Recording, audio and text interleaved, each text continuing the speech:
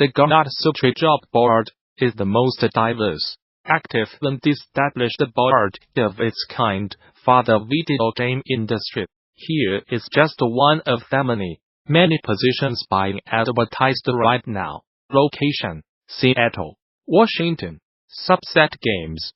The game studio behind For and Into the Bridge is looking for an experienced C programmer to work remotely and help manage our growing library of games. Responsibilities: as we are a very small team, you will also have the opportunity to be involved throughout our development process, including working on any new projects we pursue. You will help guide the technical future of Subset Games, participating in the integration and improvement of our codebase for future projects. Subset Games has no office, and as such we have no expectation for relocation. As long as you are able to work remotely anywhere in the world, you are encouraged to apply. This is a full-time position, and we will never expect more than a standard 40-hour work week. You will set your own hours, and we are happy to work around family and other constraints you might have. Requirements: interested? Apply now. Whether you are just starting out, looking for something new, or just seeing what's out there, the Gamasutra job board is the place where game developers move ahead in their careers. Gamasutra's job board is the most diverse, most active, and most established board of its kind in the video game industry, serving companies of all sizes, from indie to AAA. Looking for a new job? Get started here. Are you a recruiter looking for talent? Post jobs here. Today, the organizers of FGDC 2019 and its Game Narrative Summit officially announced the 2019 winners of the annual Student Narrative Analysis Competition. All of WHOM recently IBE passes to attend the conference next month. If you are not familiar with this competition, here's how it works. Every year, leading game design programs at universities across the U.S.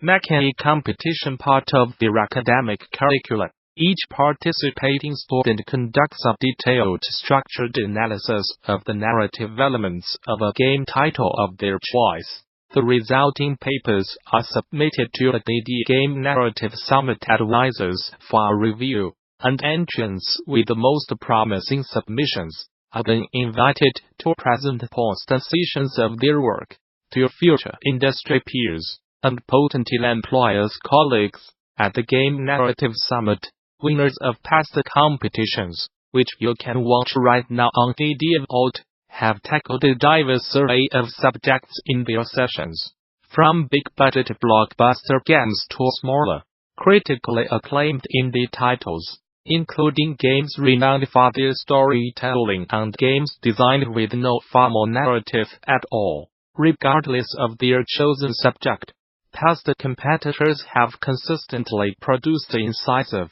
bold analysis that foreshadows the contributions they will likely someday make to the field of game narrative. This year's competition featured another strong group of entrants from schools across the country, and we are proud to announce that this YARSWI and NERS are Platinum winners. Gold winners. The Platinum winners will receive an all-access pass to this year's GD, while the Gold winners will receive an Expo Place Pass. All winners have the opportunity to present a special poster session, highlighting their work on the show floor, and those sessions will be available for public viewing after the show on DDVolt. DD and the Game Narrative Summit would like to once again congratulate all of this YARSWI and NERS, and all of the entrants whose fine work made judging this year's competition both challenging and invigorating. For more details on GDC 2019, visit the show's official website, or subscribe to regular updates via Facebook, Twitter, or Gamasutra and DD are sibling organizations under parent company Informa. In this 2017 DD session, Lunark Studios, David Churchill, describes the hierarchical portfolio search system created for Prismota and how it can be adapted to fit almost any genre of game, including search-heavy ones like strategy games. It was a detailed dive into a fascinating technical challenge rich in takeaways for game devs. So if you missed seeing it live, take advantage of the fact that you can now https://www.youtube.com watch Viscal 9J7W7UA watch it for free on the official GD YouTube channel. In addition to this presentation, THEGDC Morton its accompanying YouTube channel offers numerous other free videos, audio recordings, and slides from many of the recent game developers conference events, and the service offers even more members-only content for DD Vault subscribers. Those who purchased all access passes to recent events, like DD Orbit already, have full access to DD Vault, and interested parties can apply for the individual subscription via a DD Vault subscription page. Group subscriptions are also available. Game-related schools and development studios who sign up for DD Vault Studio subscriptions can receive access for their entire office, accompanied by contacting staff via THEGDC Vault Group subscription page. Finally, current subscribers with access issues can contact DD Vault technical support.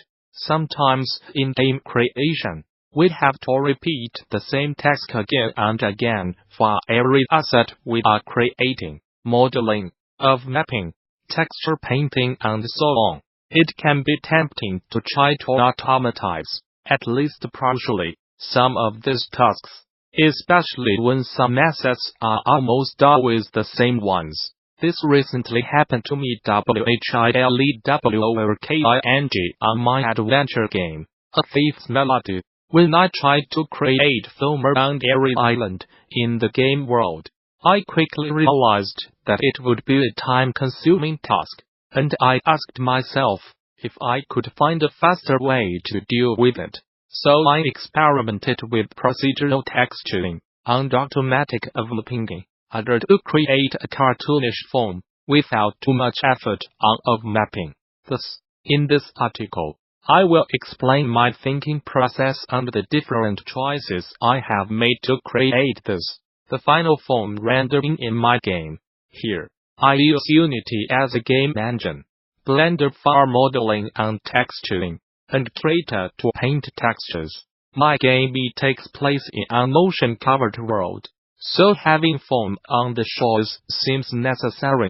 My biggest problem here is that my game is still being modified and island shapes may change and islands may appear. So, I want to find a way to create foam. It's not fast enough. Moreover, I may change the designs many times for a single island, and I do not want to have to recreate foam meshes from scratch every time. A while ago, some friends pointed to me the Rhyme VFX breakdown video by Simon T. Arampiela.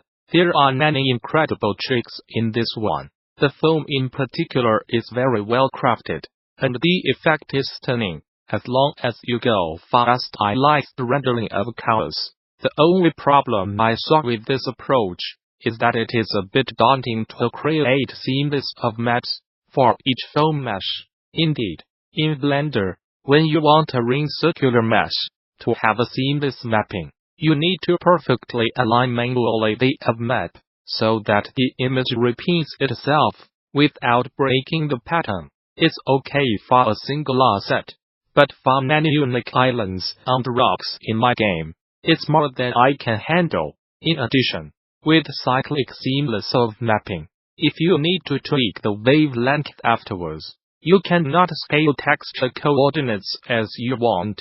You are limited to integer multiples. I have to find something else. process of scaling of map to get rid of the seam. Perfectly matching both sides of the seam can be quite long for many assets. Ideally, I aim at, as usual, my approach is far from perfect, and is only a compromise between what matters to me and what is technically reachable. My first idea was to use automatic of coordinates, such as vertex world coordinates, which works pretty well for my procedural terrain mapping, which I might explain to one day, hopefully. However, world coordinates do not embed any kind of information about an hypothetical, privileged direction. This means I cannot have a classical, foam texture with lines along the sharp edge like the one below, because it would be okay on some sides of an island, but not on the other sides.